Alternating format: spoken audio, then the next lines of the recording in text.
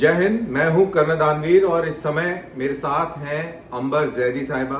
आप सब इनको बहुत अच्छी तरह जानते हैं और अंबर और मैं कुछ तजुर्बा करने वाले हैं इस YouTube के माध्यम से। तो अंबर, क्या है ये तजुर्बा? नमस्कार सभी को। और जैसे कि कर्नल दानवीर साहब ने बताया कि हम सब एक नई शुरुआत करने जा रहे हैं YouTube के इस माध्यम से। नए कुछ मुद्दे उठाने की कोशिश करेंगे जो कि देश हित में है। और आप सब जानते हैं कर्नल दानवीर उनका जो बैकग्राउंड रहा है और जिस तरह के अब तक वो मुद्दों पर खुलकर बात करते आए हैं, तो यही अब हम एक साथ मिलकर आगे आप सबके साथ YouTube पर करने वाले हैं। इसके अंदर हम अंबर पॉलिटिक्स भी करेंगे, बात करेंगे, हम सोशल इश्यूज के ऊपर भी बात करेंगे, नेशनल सिक्योरिटी के ऊपर बात करेंगे, देश विदेश की भी बात करेंगे। तो इस सब से आपको अवगत कराएंगे और अपने जो नजरिया है, ये किस तरीके से हम इन सारे मौजूओं को देखते हैं, ये आपके सामने रखेंगे। जी बिल्कुल, आपने एकदम सही कहा। जैसे कि अब तक हम इंडिविजुअली अपनी अपनी बात रखते आए हैं, लेकिन अब एक साथ थोड़ा विमर्श भी होगा, थोड़ा विचारों का आदान प्रदान होगा, किस तरह से हम एक मुद्दे पर आपस में डिस्कशन करके भी, क्योंकि थोड़ी अलग राय की भी हो सकती है। बहुत सारे मुद्दों पे हमारी राय एक जैसी होती है, जैसे कि राष्ट्रीय सुरक्षा, बहुत सारे ऐसे मुद्दे हैं।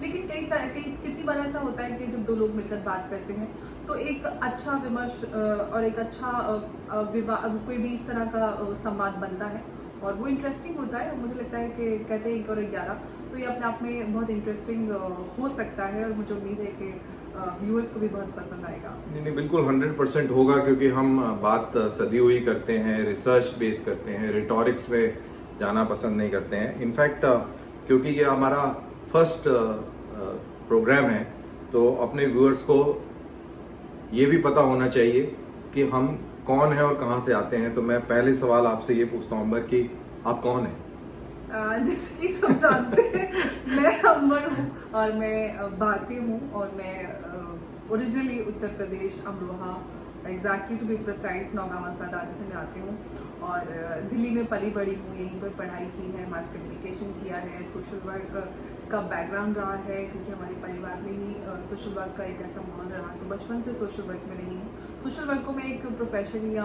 उस तरह से नहीं देखती, लेकिन वो एक जिम्मेदारी है जो मैं देश और समाज के प्रति महसूस करती हूँ। और काम मेरा है, मैं प्रोडक्शन में जो भी छोटा सा काम करती हूँ, छोटी सी मेरी कंपनी है। बाकी YouTube पे और TV पे जो लोग हम बात करते हैं देश हित में, समाज हित में, तो ये एक छोटा सा मेरा एक इंट्रोडक्शन है। इनफैक्ट आप मॉडेस्ट हो रही हैं। इनफैक्ट अंबर को हम सब जानते हैं, इन्होंने ट्रिपल तलाक की मुहिम के अंदर बड़े जोर शोर से आगे बढ़कर हिस्सा लिया और अपने समाज की महिलाओं को एक किस्म के चंगुल से निकालने में, ये कह सकते हैं कि इन्होंने बहुत बड़ा योगदान दिया। अभी UCC के ऊपर भी एक राय रखी है इन्होंने, और अगर मेरी जानकारी बिल्कुल सही है तो आप शायद कोर्ट का भी आपने सहारा लिया है अपनी मुहिम को आगे बढ़ाने के लिए। एम आई करेक्ट? जी बिल्कुल, आपने सही कहा। पिछले 5 साल से हमारी याचिका दिल्ली हाई कोर्ट में रही, फिर उसके बाद वो पिटीशन मूव करके सुप्रीम कोर्ट में चली गई। तो ये देश और समाज हित में खासतौर से ये एक याचिका थी। जब मैं, जैसे कि आपने बताया, ट्रिपल तलाक पे काम कर रहे थे और देश के अलग अलग राज्यों में जब हम भ्रमण कर रहे थे, अलग अलग विक्टिम्स से मिले, तो उनकी परेशानी, जो समस्या थी, वो एक ट्रिपल तलाक थी, लेकिन बहुत सारे चैलेंजेस उसके अलावा भी समझ में आए। और उससे भी समझ में आए कि अगर ट्रिपल तलाक के अगेंस्ट कानून आ भी जाता है तो खासतौर से मुस्लिम समाज की महिलाओं की जो समस्याएं हैं उनका निवारण नहीं हो सकता। उसके लिए हमें चाहिए कि इस देश में समान नागरिक संहिता होनी चाहिए, जैसे कि article 44 directive principle of state policy suggest करता है। कॉन्स्टिट्यूएंट असेंबली में भी इसके फेवर में काफ़ी बहस हुई और उसके बाद ये एग्जिस्टेंस में आया, लेकिन कभी इसका इम्प्लीमेंटेशन नहीं हो पाया, बावजूद इसके कि इसकी बात होती रही है और समय समय पर सुप्रीम कोर्ट ने भी सजेस्ट किया है, जो तत्कालीन सरकारें रही हैं उनको, उसके बावजूद भी नहीं हो पाया। और इस देश में हालांकि भारत एक दुनिया का सबसे बड़ा लोकतंत्र है, बावजूद उसके भी हमारे यहाँ डिस्क्रिमिनेटरी पर्सनल लॉज हैं धर्म के आधार पर। तो ये अपने आप में बहुत ही ज़्यादा जो संविधान की मूल भावना है,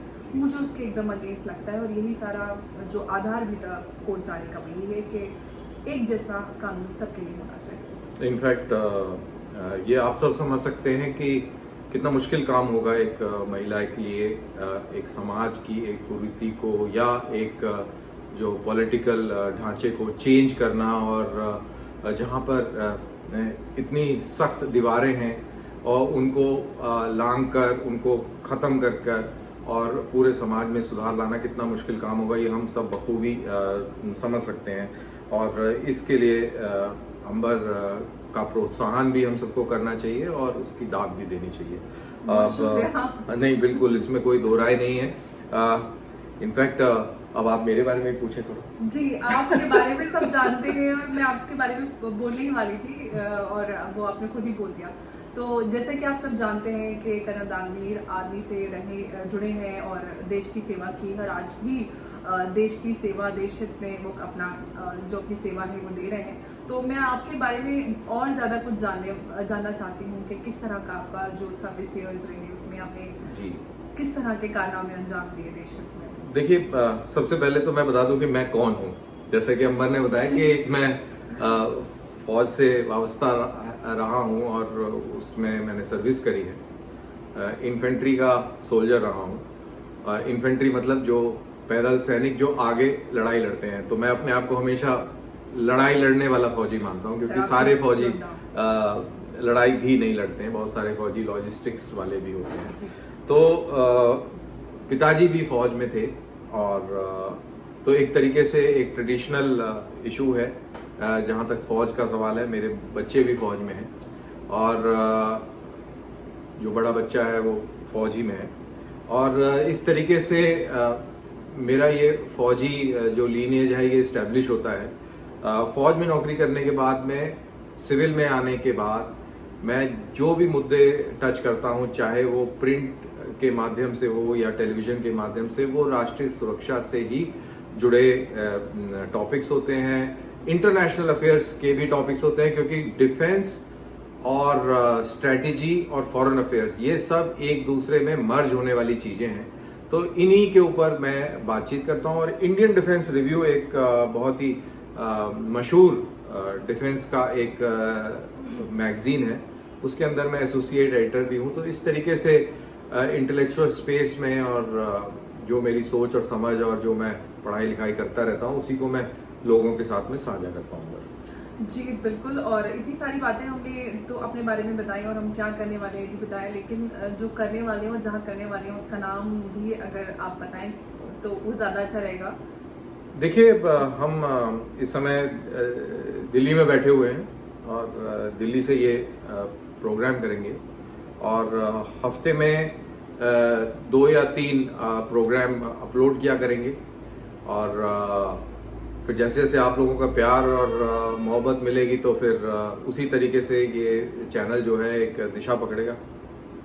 जी बिल्कुल, और नहीं, मैंने आपसे सवाल ये किया था कि नाम जो हमारे इस प्लेटफॉर्म का होने वाला है वो आप अगर व्यूवर्स को बताएं। जी जी जी बिल्कुल, इनफैक्ट वो आप ही बता दें तो ज़्यादा बेहतर। आपने वो नाम डिसाइड किया तो आप बताएं, ज़्यादा अच्छा मेरा रहेगा। मेरा ये मानना है कि इस चैनल का नाम इंडियन पर्सपेक्टिव, भारतीय नज़रिया, ये बहुत अप्रोप्रिएट रहेगा, क्योंकि हम वही पर्सपेक्टिव आप लोगों के सामने लेके आने वाले हैं और हर मौजू पर इंडियन पर्सपेक्टिव है। ऐसे इंडियन पर्सपेक्टिव तो जनमानस का जो पर्सपेक्टिव है उसको आपके सामने रखेंगे। कुछ पेचीदा इश्यूज भी के ऊपर भी बात करेंगे और इसी तरीके से आपसे वाद विवाद संवाद चलता रहेगा।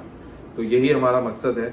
तो मेरे ख्याल से आज का जो इंट्रोडक्टरी प्रोग्राम है इसको यहाँ पे विराम देते हैं और जो प्रॉपर जो प्रोग्राम है आप उसका फिर आप इंतज़ार कीजिए। जी बिल्कुल, इंडियन पर्सपेक्टिव पे आपको नज़र आएंगे जो देश के आंतरिक मामले हैं उन पर भी हम वाद विवाद करेंगे, संवाद करेंगे और जो राष्ट्रीय सुरक्षा से जुड़े मुद्दे हैं उन पर भी आगे आप सबके साथ बात करते रहेंगे। और आज इस वीडियो को आपके समक्ष लाने का मकसद यही था कि हम आने वाले समय में इस प्लेटफॉर्म के ज़रिए आपके सामने क्या क्या मुद्दे लेकर आएंगे और किस तरह का वाद विवाद संवाद रहेगा आप लोगों के साथ, और आप लोगों को इन्फॉर्म करना भी था ताकि आप लोगों का समर्थन, आप लोगों का प्यार मिले। जिस तरह से अब तक आप हम लोगों को इतना प्यार और इतना मोहब्बत सम्मान देते आए हैं, आगे भी उम्मीद है कि इसी तरह से आप सपोर्ट करें इस नए प्लेटफॉर्म को, क्योंकि आपके सहयोग की बहुत ज़्यादा ज़रूरत रहेगी। धन्यवाद, नमस्कार। धन्यवाद, जय हिंद, नमस्कार।